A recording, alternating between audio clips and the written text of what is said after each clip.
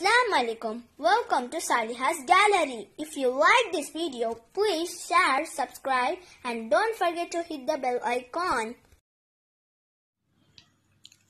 அஸ்ஸலாமு அலைக்கும். இன்றைக்கி நான் பார்க்க போகிற ரெசிபி ஊறுகாய். இது வந்து காட்டு நெல்லிக்காய் வச்சு நான் ஒரு ஊறுகாயும் மாங்காய் வச்சு ஒரு ஊறுகாயும் உங்களுக்கு செஞ்சு காமிக்க போகிறேன். இது ரொம்ப சுலபமாக நான் செஞ்சு காமிக்க போகிறேன். இதுக்கு என்னென்ன தேவைன்னு நம்ம இப்போ முதல்ல பார்க்கலாம். நெல்லிக்காய் இதை வந்து நான் வாங்கி சுத்தம் பண்ணி தண்ணியே இல்லாமல் தொடச்சி பொடி பொடியாக நறுக்கி வச்சுருக்கேன். இதுக்கு 2 டேபிள் ஸ்பூன் மிளகாத்தூள், உப்பு,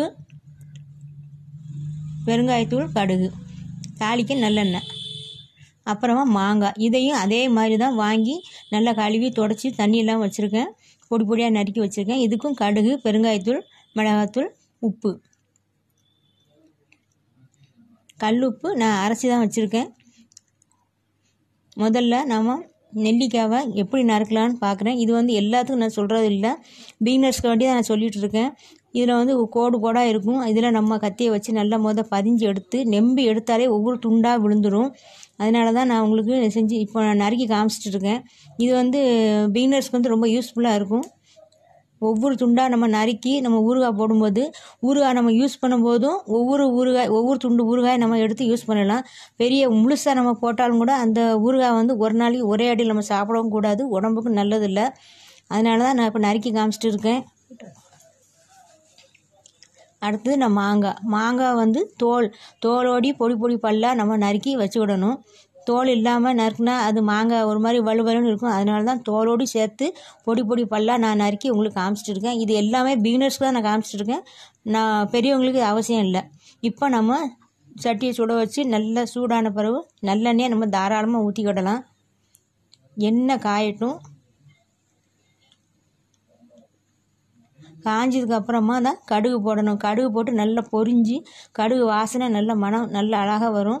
அதுக்கப்புறமா தான் நம்ம எண்ணெய் அந்த ஊறுகாய் என்ன போட போகிறோமோ அந்த ஊறுகாய் போட்டு நம்ம அதில் வதக்கணும். இப்போ நம்ம நெல்லிக்காவை இது கூட நான் சேர்த்துக்கிடலாம். நெல்லிக்காவை சேர்த்து இந்த கொஞ்சம் கொஞ்சமாக நம்ம வதக்கிட்டு வரும்போது ரொம்ப வதக்கணுன்ற அவசியம் இல்லை. ஒரு 5 நிமிஷம் வதங்கினாலே போகிறோம்.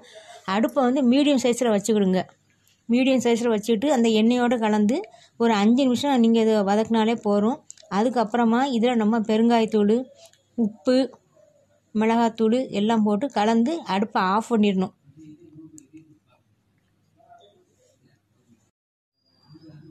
இப்போ நாம் இதில் வந்து வினிகரை நம்ம சேர்க்கவே இல்லை, ஹோம்மேடு ஊறுகாய். அதனால் நம்ம இதை ஃப்ரிட்ஜில் வச்சுக்கிட்டு நம்ம ஒரு பாட்டிலில் போட்டு வச்சு விடலாம். இது நம்ம என்ன தேவையோ அன்னைக்கு நம்ம அப்பப்போ கொஞ்சம் கொஞ்சமாக எடுக்கலாம். ஊறுகாய் பாட்டிலில் எந்த விதமாக கரண்டியும் நம்ம போடவே கூடாது, பிளாஸ்டிக்கும் போடக்கூடாது, சில்வரும் போடக்கூடாது. ஊறுகாய் கெட்டு போயிடும். அதனால் நீங்கள் எப்போவுமே ஊறுகாய் வந்து சாப்பிடும்போது திறந்து வைக்கக்கூடாது. எடுத்த உடனே மூடிடணும். அப்போ தான் ஊறுகாய் நல்லா கடைசி வரை நம்மளுக்கு கரெக்டாக இருக்கும். இதுக்கு முன்னாடி நான் உங்களுக்கு ஒரு மாங்காய் ஊறுகாய், இனிப்பு ஊறுகாய் போட்டிருக்கேன். இங்கே அந்த வீடியோ பாருங்கள். அது 1 வருஷம் வெளியே வச்சாலே கெடாமல் இருக்கும். இந்த ஊறுகாய் அப்படி இல்லை, நம்ம வினிகர் சேர்க்க மாட்டோம். அதனால் மேலே ஒரு மாதிரி வெள்ளை கடலை வந்துடும். அதனால் நீங்கள் ஃப்ரிட்ஜில் வச்சு ஸ்டோர் பண்ணி வச்சுக்கிடுங்க. அப்பப்போ கொஞ்சம் கொஞ்சமாக எடுத்து நம்ம வெளியே வச்சு சாப்பிட்டா ரொம்ப ருசியாகவும் இருக்கும். காட்டு நெல்லிக்காய் உடம்புக்கு ரொம்ப நல்லது. இதுவும் போக குழந்தைங்களுக்கு இது விருப்பமாக சாப்பிட்றவங்க அவ்வளோ ருசியாக இருக்கும். குழந்தைங்களுக்கு செஞ்சு கொடுங்க. முதல்ல செஞ்சு பார்த்து கமெண்ட் பாக்ஸில் கமெண்ட் பண்ணுங்கள். இப்போ நம்ம அடுத்தது மாங்காய் ஊறுகாய் எப்படி தாளிக்கலான்னு நான் உங்களுக்கு காமிக்கிறேன். இப்போ நான் மிளகாத்தூள் போட்ட உடனே நான் அடுப்பை ஆஃப் பண்ணிட்டேன். அடுப்பை ஆஃப் பண்ணி இந்த சூட்டிலே தான் நம்ம வதக்கி விடணும். அடுப்பு எரியவே கூடாது. மிளகாத்தூள் கருகுனா கசப்பு வாடை வந்துடும். அதுக்காக வேண்டி தான் நான் அடுப்பை ஆஃப் பண்ணிட்டேன். ஆஃப் பண்ணிவிட்டு நான் உங்களுக்கு சும்மா வதக்கி தான் காமிச்சிட்டு இருக்கேன். நான் அடுப்பை ஆஃப் பண்ணிட்டேன். இதே தான் இப்போ நமக்கு நெல்லிக்காய் ஊறுகாய் ரெடி ஆயிடுச்சு.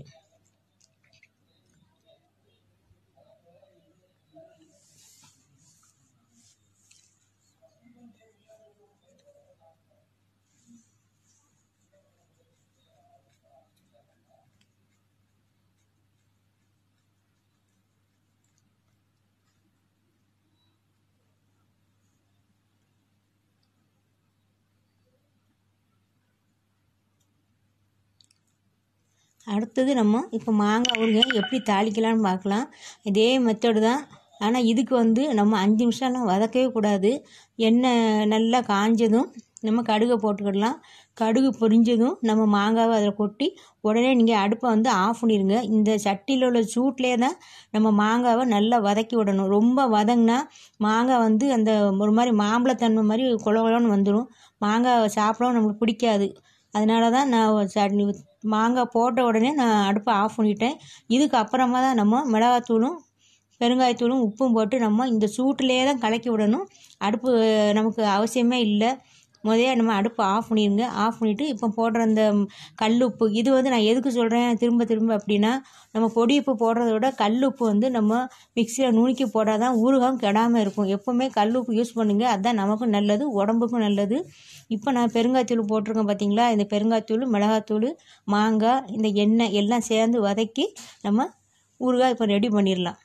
இந்த ஊறுகாய் குழந்தைங்களுக்கு ரொம்ப பிடிக்கும். மாங்காய் ஊறுகாய் குழந்தைங்களுக்கு வேணும் அப்படின்னா கொஞ்சம் நம்ம மிளகாத்தூளோட கொஞ்சம் குறைச்சி கூட போட்டுக்கிடலாம். ஆனால் உப்பை மட்டும் நீங்கள் குறைச்சி போடக்கூடாது. ஊறுகாய்க்கு உப்பு கொஞ்சம் தூக்கலாக இருந்தால் தான் ஊறுகாய் கெடாமல் இருக்கும். இப்போ நான் 2 ஊறுகாய் ரொம்ப சிம்பிளாக உங்களுக்கு செஞ்சு காமிச்சிருக்கேன். இதை நீங்கள் லைக் பண்ணுங்கள், ஷேர் பண்ணுங்கள், குழந்தைங்களுக்கு செஞ்சு கொடுத்து சந்தோஷப்படுத்துங்க. என்னுடைய சேனலை தொடர்ந்து பாருங்கள். தேங்க்யூ.